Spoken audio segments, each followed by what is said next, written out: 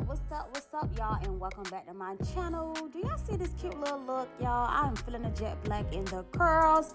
But what's up, y'all? Miss y'all. I know it's been a minute. Well, it's been like a couple days, but we back with another tutorial. Now, I'm gonna just say this off the bat, y'all. I don't know what happened to the unboxing of this wig, because it just like, I don't know if I deleted it by accident or whatever. But however, this wig is a 26-inch body wave wig, and it's from CurlyMe hair. Their hair is super dope, but as you can see, I actually did, water dye this wig jet black, and that's what it looked like, after I just let it like kind of air dry under the dryer. And also, just after it's blowed out or whatever, the body wave curls do kind of come out, but I'm going to create some cute little, wand curls and get the hair back curly and flowing. So, yes, sorry guys, I don't have the unboxing, but I could just tell y'all, and just by looking at this wig, you can tell it's bomb. The quality is A to the 1. Yes, love this body wave wig. I still have it in right now as we speak, and it's been a few days. So, yes, once again, this is CurlyMe hair. This is a frontal wig, a 13x4 frontal wig, and it is body wave. It was in its natural state color, but I did dye it jet black, as I mentioned before. And now I'm just gonna jump straight into the installation process. Now, I did, do a little light beat or whatever. I did my eyebrows just a little darker on the ends because I'm doing jet black hair and I don't want to look like, crazy.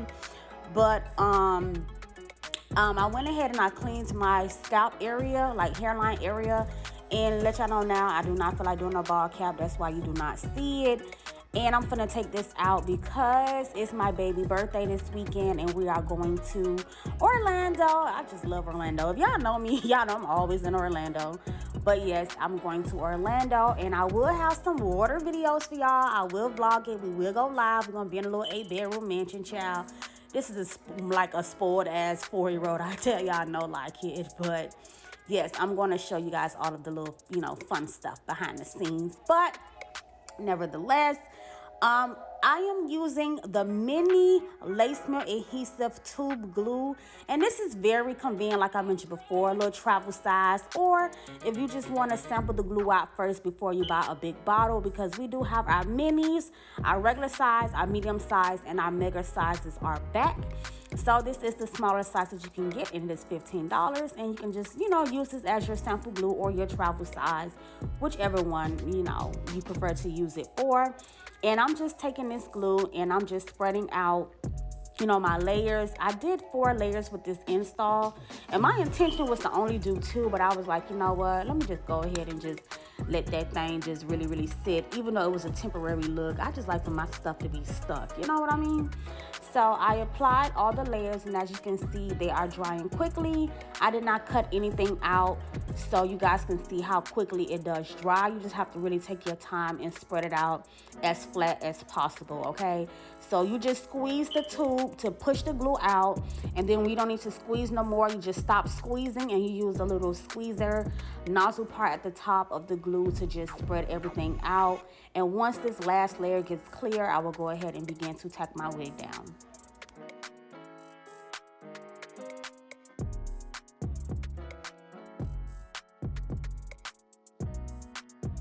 So I'm just waiting, letting this glue turn clear, killing some time, being weird, period. I don't know what the hell I was talking about, y'all, or even saying to myself at this point. But nevertheless, this glue is what the heck am I doing? But yes, y'all, so the glue is clear. We are ready to put it down. So I'm taking the front of the lace and I just lay it right in the middle. Just gonna comb it in just a little bit, to get it secured. And I'm just going to place the glue place the wig into that glue, y'all. Sorry about that. And I'm just taking a comb and just kind of combing it in, a little bit, and just make sure you are placing the wig where you place the glue at. It don't have to be directly on top. Sometimes you can go a little bit past it. You just want to make sure that you cover all of your hairline and, with that wig. That way you can really just cut off everything else that's just not needed for your installation. But now that I have my wig down and in place, I'm just taking a comb and I'm just pulling the lace down as I'm combing the hair backwards, just to make sure it really, you know, stick in place. And now I'm going in with that hot comb and just hot combing my roots back, which the heat from the hot comb also helps with the melting process, just making sure that lace just get all up in there where it's supposed to be. And last but not least, going in with that blow dryer, also on the heat setting, and blow drying my lace right on in, and then I'm going to tie it down with the melt belt. So yes, before you guys ask, the restock is going to be in May. I'm not sure if I'm going to do it for Mother's Day, or I mean, even if I do it after Mother's Day, actually, I would just do like a little, you know, like a little sale or whatever the week, you know, from, because Mother's Day is on a Sunday. So just that week period, the week of Mother's Day week, I will be doing a sale and also the restock. So yeah, make sure you guys have your notifications turned on my IG, of course on YouTube. If you guys have me on TikTok, I will post it on TikTok as well. And you know, just make sure on all my social media platforms, including the most importantly, the Beautiful Hustler brand page, not my hair page where I do my installs and my TikToks and stuff, but the actual product and brand page. I definitely post the restock time and date there. So make sure you guys are updated on that and have your notifications on. And also have your notifications on YouTube, because I do post in the community section when the restock is happening. But the most guaranteed way to see it is if you go to my website and you click on the subscription and you subscribe to my site, because I send out a mass email that the restock is happening. So that way you can't say you missed it, because you will get a notification right in your email and tell you, hey, we just restocked and shop now, okay? So like I mentioned, we will have all sizes. We will have the mega packages back in stock, so you guys can get the full packages. I'm going to be creating some new packages, and we're going to have the same existing ones. I'm just so excited. And I have two things that one thing I'm redropping that you guys been begging for, and I have a new product that I'm dropping as well. So y'all know, y'all stay tuned. If y'all been watching my videos, you already know what it is. But if you haven't watched my previous tutorials where I was talking about it, then you just got, you know, you guys will see on the restock date. But however, on this part, I want you guys to pay close attention, because after I removed that melt belt and it was time to cut that lace, I wanted to show you guys the difference between cutting the lace with scissors and cutting it with a razor. Now, I didn't mind showing you guys this because I knew what type of baby hairs I was going to do, and it really wouldn't matter. But if you notice, the side where I cut the scissors, it's like a straight line. No matter how much in a zigzag motion I moved the scissors, it still came out as a round cut. And that's what you do not want your wig to look like when you cut off that extra lace. You do not want that straight across, round, wiggy look. Like, I want you guys to really see the difference, and when you are cutting it off with a razor and cutting it off with these scissors, it's a big difference. So right here, I'm going in with that lace glider, and I'm razoring off that lace, and it gives you a more natural look compared to cutting it with the scissors. So this is a nice little tip that you have to keep in mind when you are going for a very natural looking installation. And also, if you are a person who is not a fan of baby hairs, you make sure you want to pay attention to this section here.